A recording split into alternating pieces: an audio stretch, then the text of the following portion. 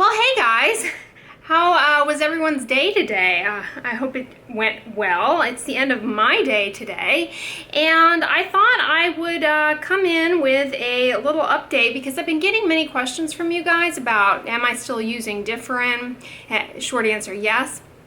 And so, kind of repetitive questions about skincare products that I've used in the past, and am I still currently using them. So I have a few empties going on that I'm getting rid of, and I thought I'd kind of walk you through and give you some updates on my nighttime skincare routine, and some products that I continue to use and love. So short answer, yes, I absolutely am still using Differin. I use this every night, Monday through Friday, just a pea-sized amount to my face after applying a moisturizer when I get out of the shower to my wet face.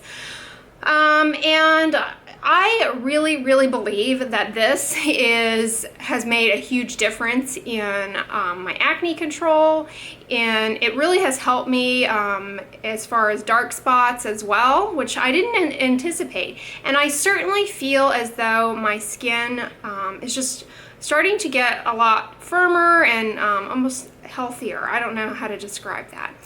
I started doing this in January, okay? So it's been, it'll almost be a year of Differin soon, okay? So I've been using this, and I really only use a pea-sized amount. I take a break on the weekends because it's been shown that using it that many nights a week is effective. I find it is.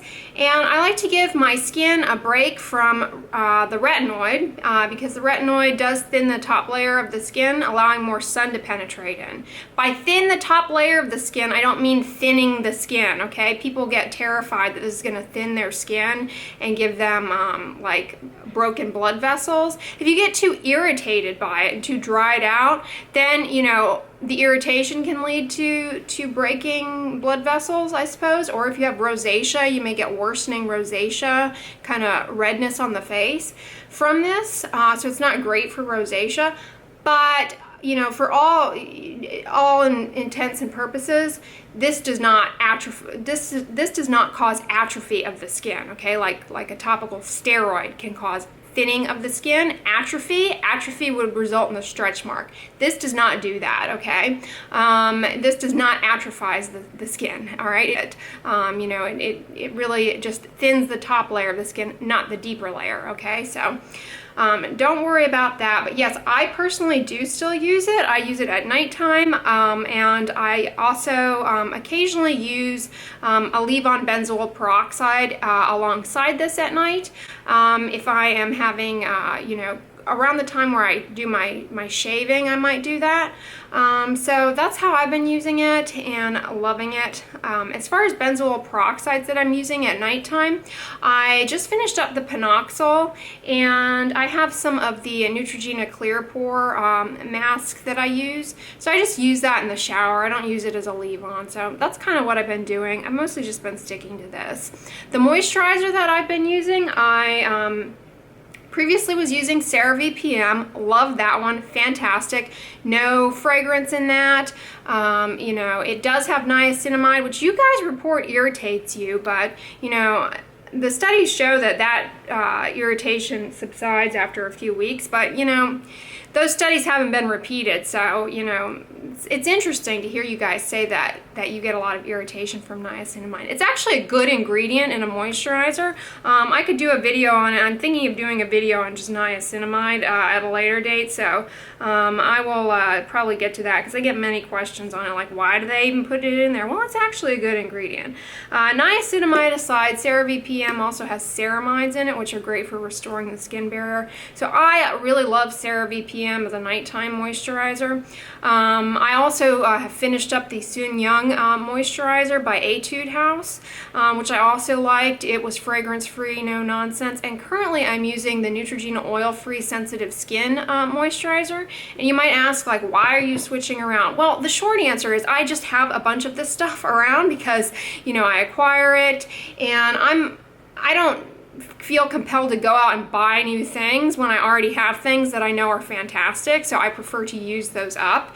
And you may also, a lot of people ask me like, well, if you switch products, like how does your skin not break out? Well, I don't like waste time on garbagey products that have a ton of ingredients in them. I don't waste time on, you know, high-end flowery fragrance skincare that's going to lead to irritation, dryness, potentially exacerbate acne or cause acne-like rashes. I stick to moisturizers and things that are, you know, generally fragrance free and don't have, you know, an elephant who's been, you know, sipping on a keg. I don't know, that one popular skincare line you guys are always asking my thoughts on, that is way overpriced. That's my thought on that. But yeah, I mean, I don't spend a lot of time on those kinds of things because they just, you know, the overwhelming majority of them cause problems. So I stick to really, really basics that I just know won't cause problems I've used in the past. The Sun Young by Etude House was a new one that I tried out in you guys' recommendations and loved. To me, it is a, I'll list these down below. To me, it is a Korean Neutrogena oil-free moisturizer. Sensitive skin one is what I'm talking about. I'll list it down below. They have a few formulations. I like the sensitive skin one. As far as boosting my nighttime moisturizer, and if you guys are like, what is she talking about? Check out my last updated nighttime skincare routine because honestly much has not changed. I am currently using the Hada Labo Super Plumping Gel Cream. Put that onto a wet face, just a few dabs on there. And then I come in with that moisturizer I just talked about, let the moisturizer dry, and then I add this bad boy Differin after everything is moisturized and dry. If you were like confused by that, check out my Differin tips video and my Differin Q&A. But anyways, yeah, I have started using the Hada Labo again. I was out for a little bit of time. I ordered some more from Walgreens. I don't notice a difference, by the way, between the Walgreens one here in the US and the one that I got from Japan on Amazon, so if you're wondering about that. But one of the ones that I bridged myself over was some remainder of my good old standby here, Neutrogena Hydra Boost, the extra dry skin one, okay? And so you guys may wonder, like, which one do I think is better? For objectively speaking, okay, just like straight up fact, like what I would recommend to a general audience, I would probably pick the Neutrogena, I would always pick the Neutrogena Hydra Boost Gel Cream. No, I don't have any loyalty to Neutrogena whatsoever. They don't pay me, like, honestly, like, I just have always purchased their products. And this particular Hydra Boost, you know, is fantastic. And the reason I consistently would recommend this over Hada Labo is that it does not contain methylchloroisothiazinolone, which is a preservative that is incredibly safe, okay? However, there are increasing rates of allergies to that ingredient. So I'm not gonna just say, you know, pick the Hada Labo one because I like it. The Hada Labo one has a slightly higher risk to you, okay, in that it has that methylchloroisothiazinolone in, or MCI, which is otherwise a safe ingredient. Yes, jar packaging is fine. There's no reason to demonize a jar. It's fine. I mean, there's preservatives in here, so I mean, no worries about that.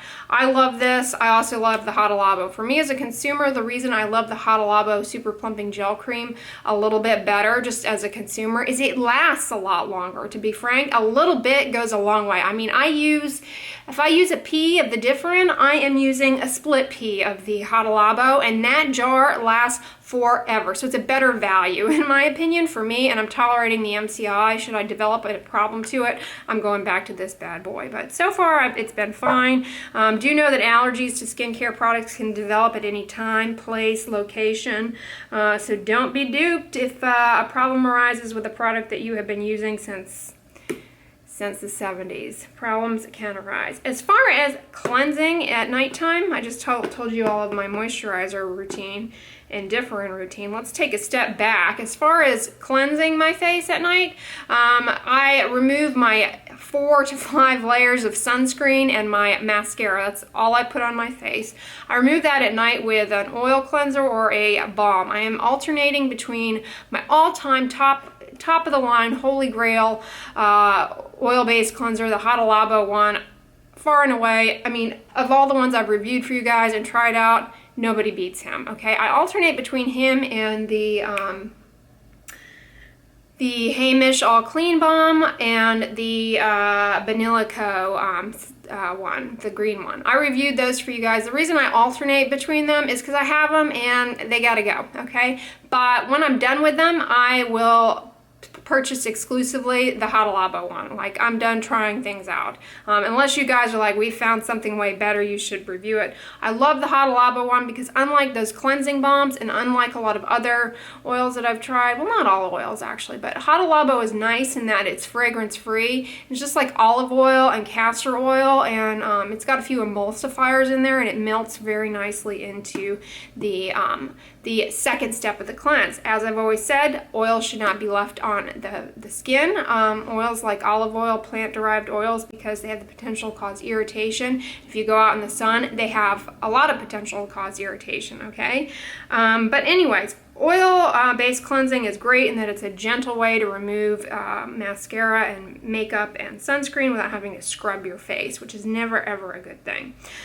Okay, so then to take the oil off in the shower, I previously was using the Hada Labo Hyaluronic Acid Foaming Wash. Love that one. It is fantastic. I've also used CeraVe PM.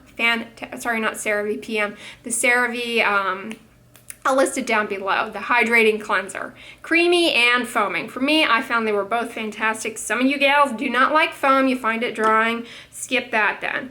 But I'm shaking some water off here. I just finished up a bottle here of the Ultra Gentle Hydrating Cleanser Creamy Formula by Neutrogena. Again, like, Neutrogena doesn't even know I exist.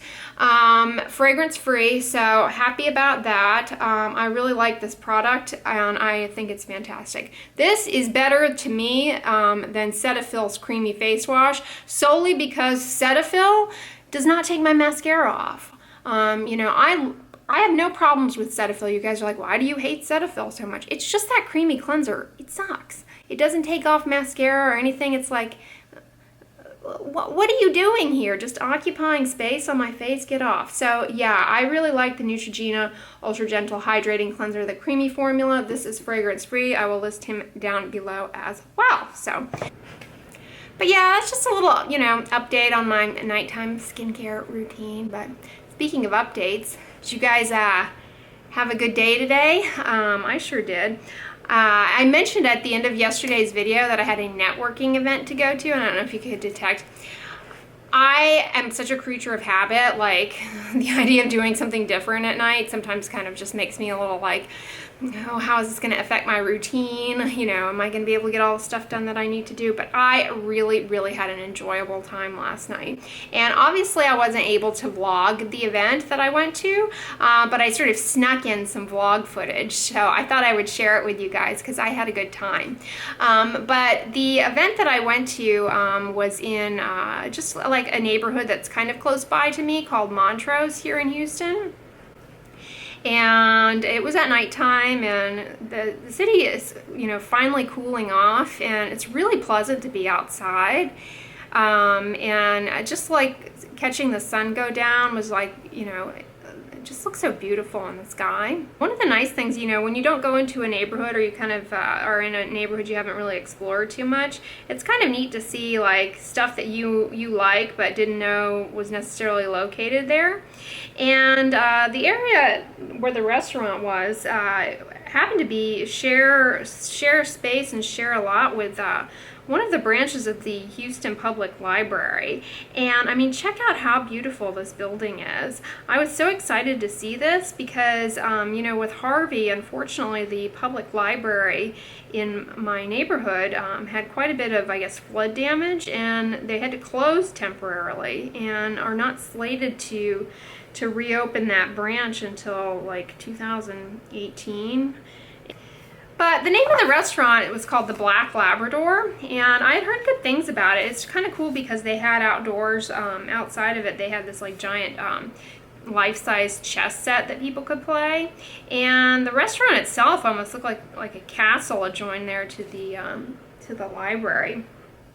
And it was sort of traditional English fare is kind of the menu, you know, sort of pub style food. I imagine they have very good fish and chips there. I, you know, selected vegan option, and they totally accommodated me. I mean, look at this. But looking around the room of, fellow colleagues in different specialties of medicine, so they give you this little green card to indicate that, I was a vegan. I would say, just guesstimating, their 40% occupancy of that room had a green card. I mean, that was really telling to me that, this plant-based eating thing is really catching. But yeah, the talk was all about, finding your happiness, which may sound a little odd, like how is that continuing medical education? Well, continuing medical education component about it was for ethics. And, it turns out that ethical decision-making and ethics and happiness, personal happiness and gratification, whether you be a healthcare provider or whomever, is intimately connected. People actually, one of the take-home points of the talk was that people are, always kind of in the pursuit of happiness.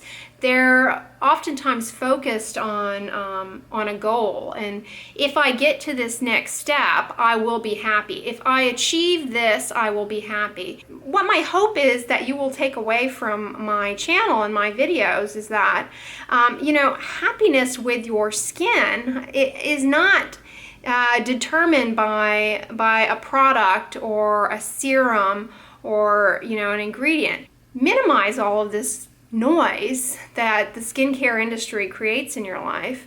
Focus on the things that make you happy, and you'll see that you start smiling more. And as you start smiling more, that's really where your face value begins to increase.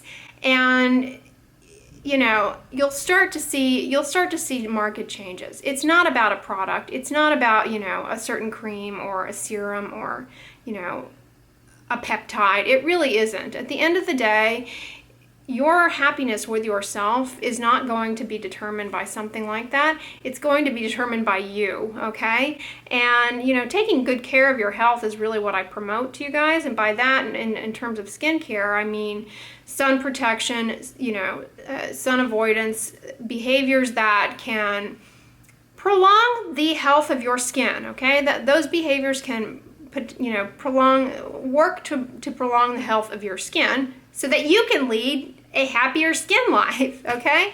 But I'm never gonna tell you guys that I'm never gonna tell you guys that you need to go and buy something or spend a ton of money to get skin that you're happy with, okay? So I wanted to share this talk with you guys because I enjoyed it and I learned something, and I don't think it's fair to get to learn and not share. So I wanted to share it with you, and so I'm just going to end the vlog tonight, or the video tonight, whatever you might call this, with a little quote for you guys that comes from Gandhi. It says, "Happiness is when what you think, what you say, and what you do are in harmony." So I hope that you can just kind of think about that a little bit. Maybe journal about it or something of that nature. If you're trying to find your happiness and you're struggling with not feeling your best, or difficult relationships. I've said on here before, journaling can be very helpful. So maybe you might choose to start your journal entry off tonight with something along the lines of that. I hope it would be helpful to you guys. So yeah, if you liked this video tonight, let me know in the comments below, or give it a thumbs up, share it with your friends, and as always, don't forget, sunscreen and subscribe. I'll talk to you guys tomorrow. Bye.